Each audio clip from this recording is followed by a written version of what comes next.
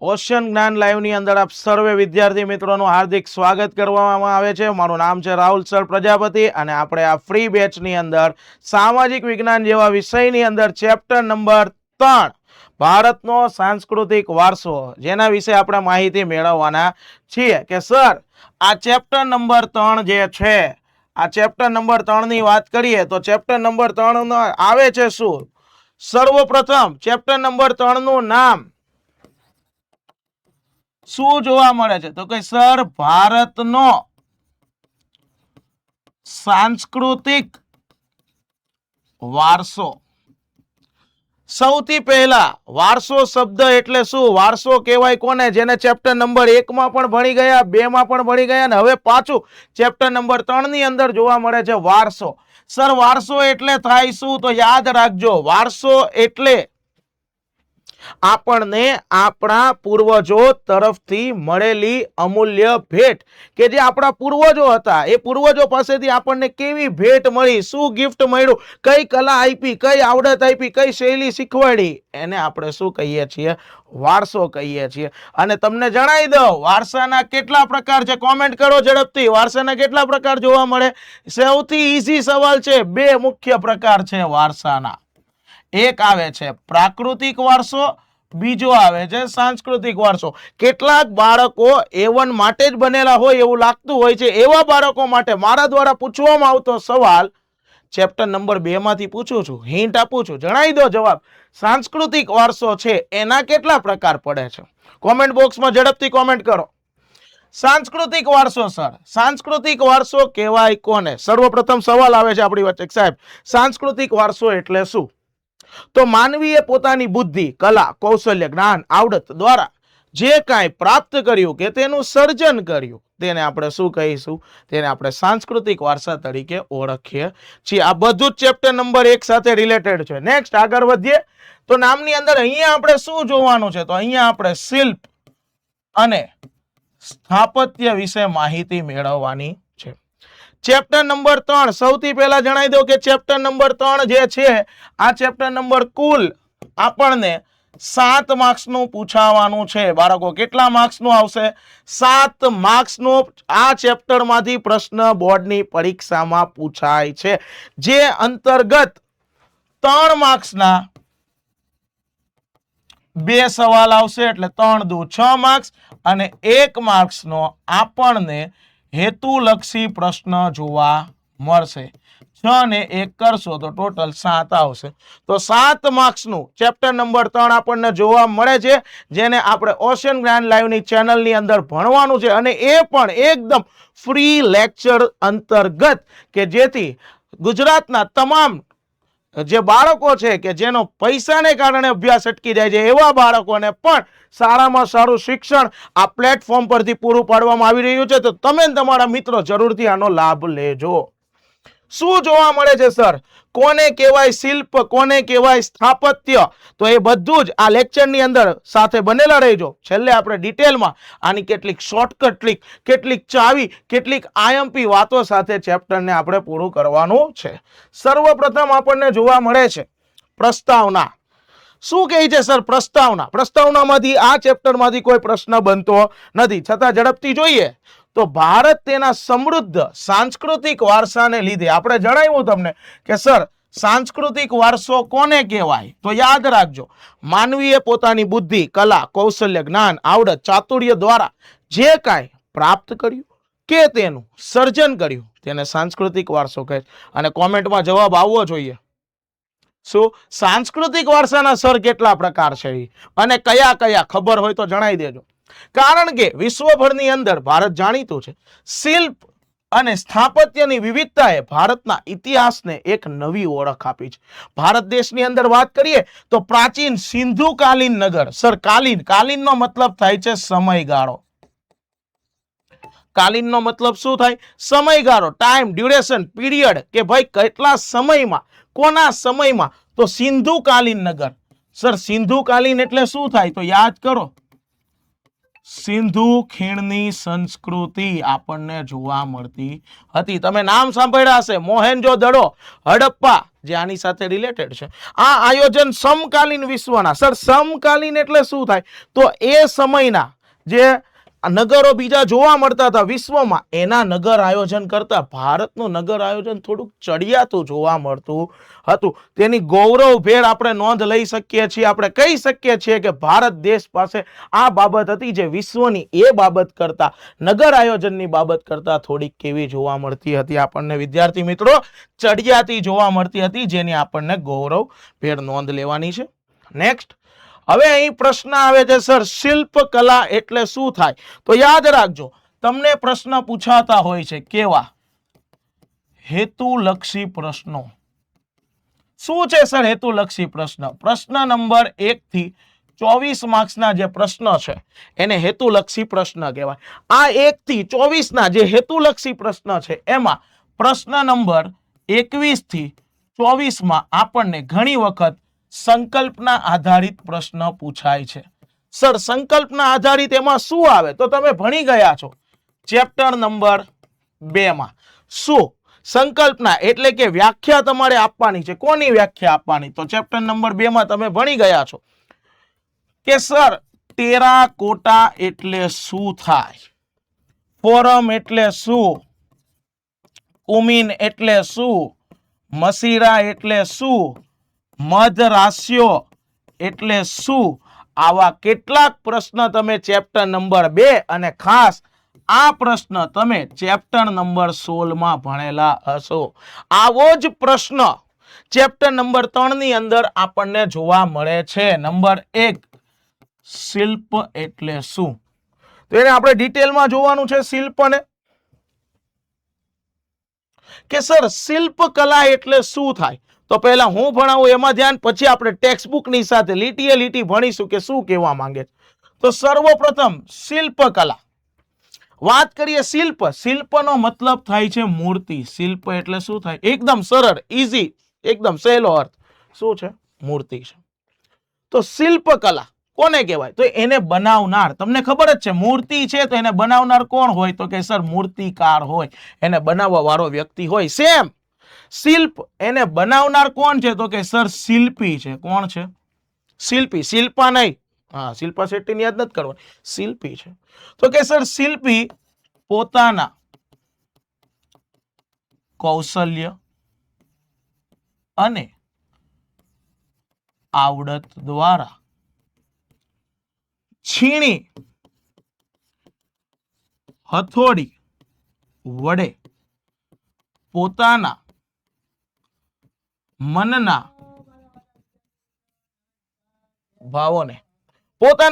ભાવોને લાકડું, પથ્થર કે ધાતુ પર કંડારે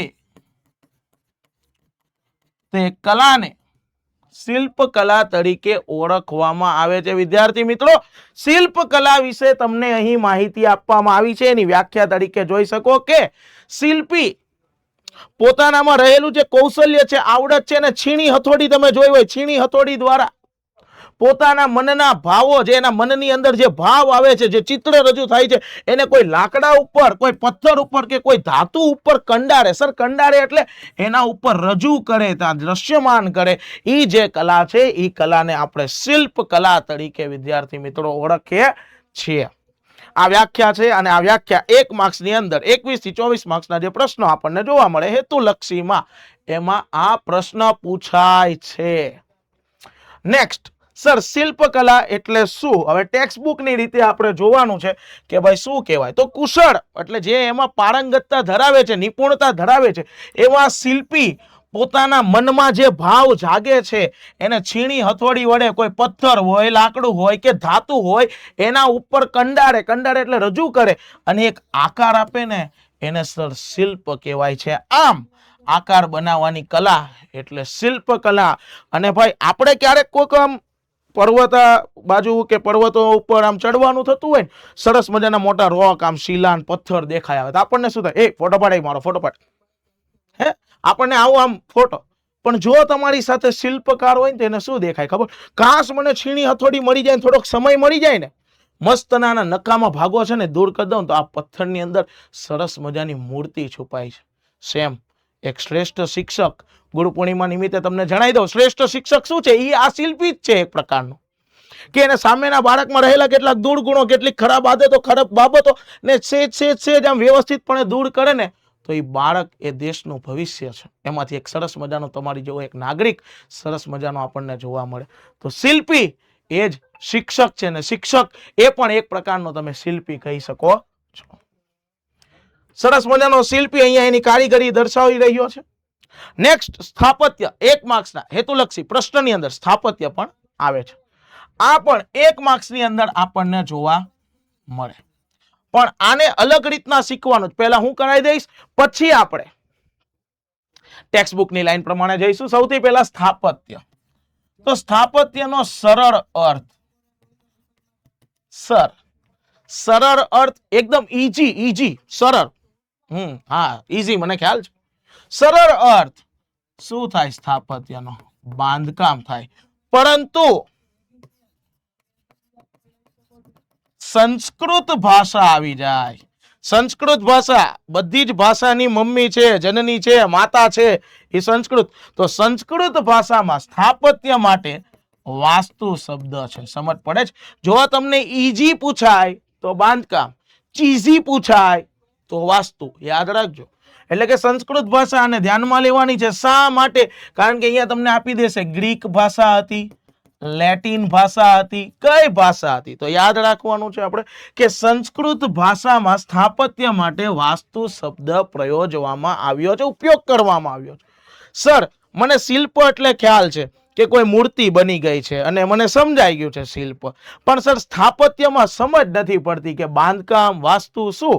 તો એના એક્ઝામ્પલ આપી દઉં તમને. તમે મકાન, ભવન, મિનારા, કિલ્લા, મહેલ, આ જો તમે જોયું હોય તો આને એક પ્રકારના સ્થાપત્ય તરીકે ઓળખાય છે. આ જે સ્ટ્રક્ચર છે, આ જે બાંધકામ છે, એને જ આપણે સ્થાપત્ય તરીકે ઓળખીએ છીએ, કે જેમાં સ્થપતિનું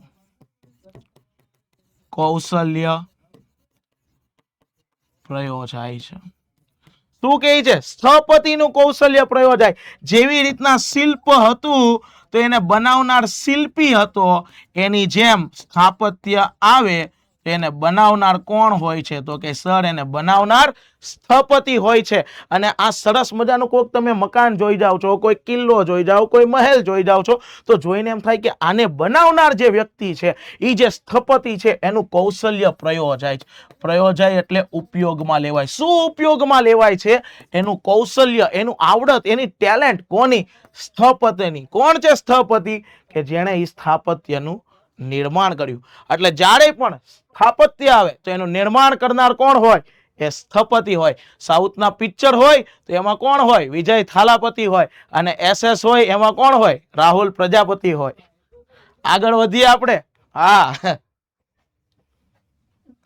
શું છે સર સ્થાપત્ય? તો આપણે જણાવી દીધું એ પ્રમાણે જ છે કે એનો સરળ અર્થ એકદમ શું થાય? બાંધકામ થાય છે.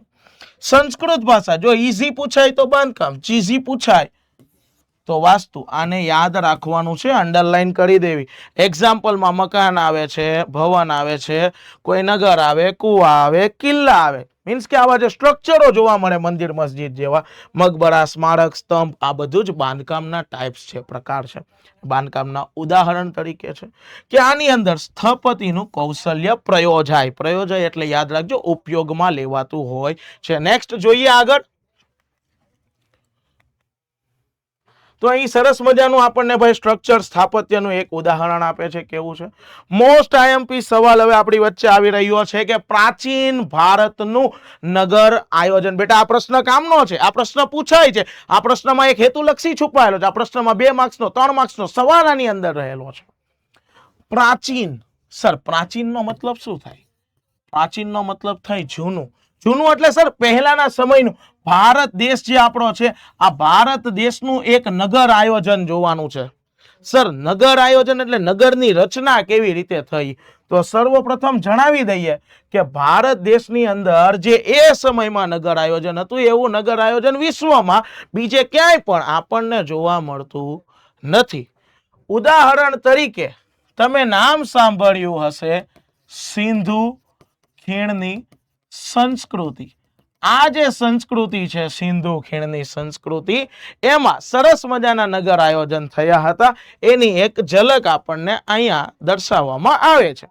પ્રાચીન ભારતનું નગર આયોજન જે છે એ 3 ભાગમાં વહેંચાયેલું છે. કેટલા ભાગ છે બેટા?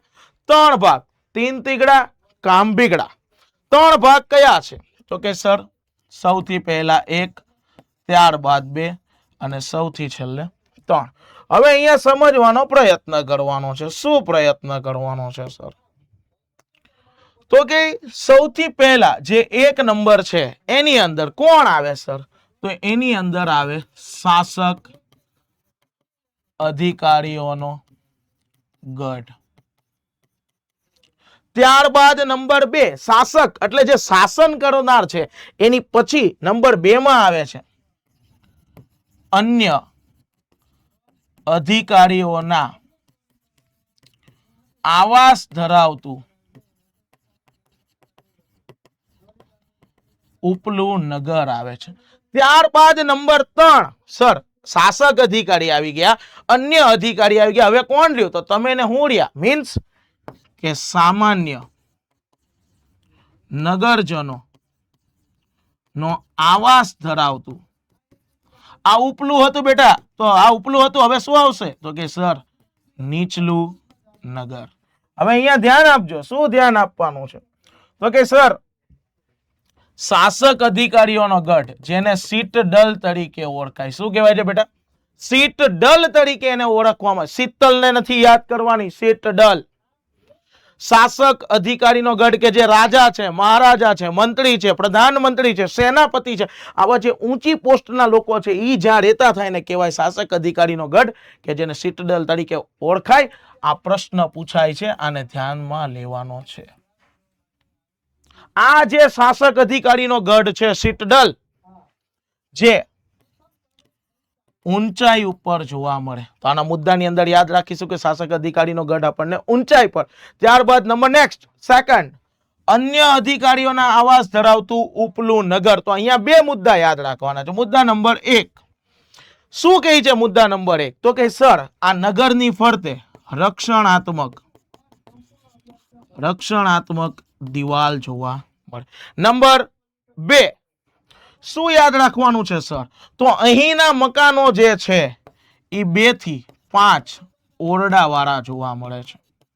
કેવા જોવા મળે છે બેટા? 2 થી 5 ઓરડા વાળા. અને યાદ રાખજો કારણ કે આની નીચે જ્યારે મોહેન્જો-દડોની નગર રચના જોશું ત્યારે એમાં 5 થી 7 ઓરડા વાળા શ્રીમંતોના મકાન છે. ત્યાંનો જવાબ આયાનો જવાબ ત્યાં ન લખાઈ જાય એવી ભૂલ પણ બાળકો કરે, એવી ભૂલ પણ આ પ્લેટફોર્મ પરથી તમને જણાઈ દેવાય જેથી તમે એવી ભૂલ બીજી વાર ન કરો. આ ભૂલમાં તમે ભૂલ ન કરી દેતા. આગળ નંબર 3 સામાન્ય નગરજનોના આવાસ ધરાવતું નીચલું નગર. સર સામાન્ય નગરજનો. હવે સર સામાન્ય નગરજનો એટલે તમારી મારી જેવા જે બીજા હોય એના લોકો માટે નીચલું નગરમાં શું હતું? કોઈ જ કામનો મુદ્દો નથી. એક જ પોઈન્ટ. હાથે બનાવેલી ઈંટોના મકાન જોવા મળે છે. શું જોવા મળે? હાથે બનાવેલી ઈંટોના મકાન. આ જે પણ સ્લાઇડ પર બોર્ડ વર્ક થાય છે ખૂબ જ કામનું છે. તમારી નોટ્સ અહીંયા સાથે સાથે બનતી જતી હોય છે. અને જે પણ પ્રશ્ન પૂછાય ને કોમેન્ટ બોક્સમાં જણાવજો. સીટડલ કોને કહેવાય સમજ પડી? ખાસ કામનો પ્રશ્ન છે હેતુલક્ષીની અંદર આ સીટડલ આવે છે. તો આ પ્રાચીન ભારતનું નગર આયોજન હતું. જેમાં નેક્સ્ટ તમને જણાવી દઉં કે આવા નગર આયોજનમાં સિંધુ ખીણની સંસ્કૃતિના 2 નગરો આપણને જોવા મળે છે કે એ થોડા ફેમસ થયા હતા. કેટલા નગરો? 2. કયા સર ફેમસ થયા? તો એની અંદર આવે છે મોહેન્જો-દડો અને નંબર 2 સેકન્ડ ની અંદર આવે છે હડપ્પા. કટપ્પા નો તો ભાઈ હડપ્પા હતો. નંબર નેક્સ્ટ શું જોવા મળે? તો જે આપણે ભણ્યા એ જ વસ્તુ અહીંયા શાબ્દિક સ્વરૂપે છે કે ભાઈ પ્રાચીન ભારતનું નગર આયોજન ભાઈ જોઈએ તો નિપુણતા ધરાવે. નિપુણતાનો મતલબ શું થાય કે ખાસિયત છે એ બાબતની અંદર આપણે ઘણા બધા આગળ છીએ. પુરાતત્વીય સર, પુરાતત્વીય એટલે કે જે આવા જૂની જગ્યાનું ખોદકામ કરતા હોય. ઉત્ખનન, ઉત્ખનન એટલો મતલબ સાહેબ ખોદકામ કરવું. આવા ઘણા નગરો મળી આવે છે. આ નગરોની વાત કરીએ તો આવા નગરો આપણને મુખ્ય 3 ભાગમાં જોવા મળે છે. કેટલા ભાગમાં? 3 ભાગ. સર, એ 3 ભાગ કયા છે? નંબર 1 શાસક અધિકારીનો ગઢ, નંબર 2 અન્ય અધિકારીના આવાસ ધરાવતું ઉપલું નગર, અને નંબર 3 આપણને જોવા મળે છે સામાન્ય નગરજનોના આવાસ ધરાવતું નીચલું નગર. આ 3 નગરો છે, ખાસ યાદ રાખવાના છે. અને આપણા બાળકો હોય એને ખબર જ હશે. ફટાફટ સવાલનો જવાબ કોમેન્ટ કરો. શાસક અધિકારીનો ગઢ કયા નામથી ઓળખાય છે? ત્યારબાદ અન્ય અધિકારીના આવાસ ધરાવતા ઉપલા નગરના પ્રશ્નનો જવાબ ઝડપથી કોમેન્ટ કરો કે એમાં ઓરડાની સંખ્યા કેટલેથી કેટલા સુધીની જોવા મળે છે. આ પ્રશ્નોના જવાબ તમારે આપવાના છે. ત્યારબાદ નંબર નેક્સ્ટ કે અહીં સરસ મજાનું આપણને ધ મેપ ઓફ મોહેન્જો-દડો સરસ મજાનું નગર આપણને જોવા મળી રહ્યું છે. અને હવે જોવાનું છે પ્રાચીન ભારતનો જે નગર છે એની વિશેષતા શું હતી.